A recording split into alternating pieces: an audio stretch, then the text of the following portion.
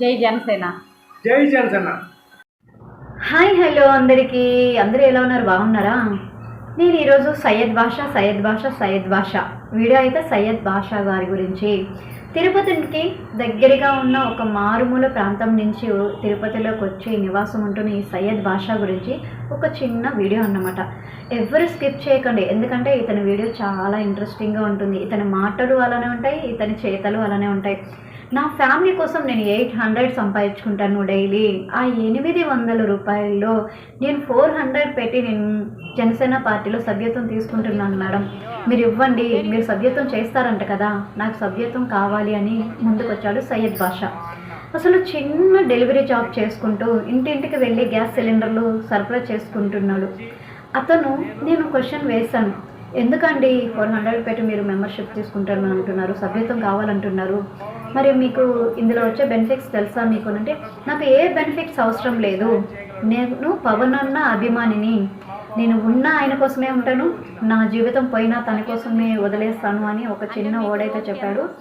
So మరి ఇప్పుడు జనసేనలో సభ్యత్వం తీసుకుంటానంటున్నావు, నీకు ఏం కావాలి అసలు అని అంటే, నాకు దానివల్ల వచ్చే బెనిఫిట్స్ అయితే నాకు ఏమీ అవసరం లేదు, తిరుపతికి పవన్ అన్న కానీ వస్తే నాకు ఒక్కసారి పవన్ అన్నను కలిసే అవకాశం నాకు కావాలి, పవన్ అన్నతో ఒక ఫోటో కావాలి, నేను పవన్ అన్నని ఒకసారి చూడాలి, ఇంత దగ్గరగా నేను చూడాలి అనేది నా కోరిక అని చెప్పనేసి ఈ సయ్యద్ బాషా అన్నారు.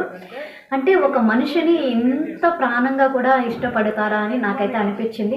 ఇప్పుడు పవన్ అన్నని ఇష్టపడని వాళ్ళు ఎవరు ఉండరు, అది అందరూ ఒప్పుకోవాల్సిన విషయమే.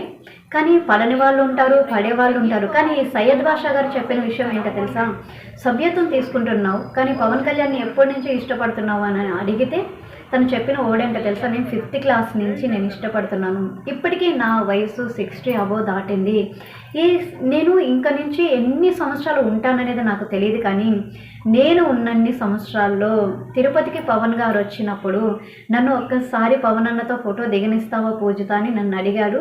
సో నేను ఒక్కటే చెప్పాను, అన్న పవన్ గారు తిరుపతికి వచ్చినప్పుడు నేను ఖచ్చితంగా మా ఎమ్మెల్యే గారితో మాట్లాడి పవన్ అన్నతో మీకు ఒక ఫోటో నేను ఖచ్చితంగా ఇప్పిస్తానని అయితే నేను మాట ఇచ్చేస్తాను.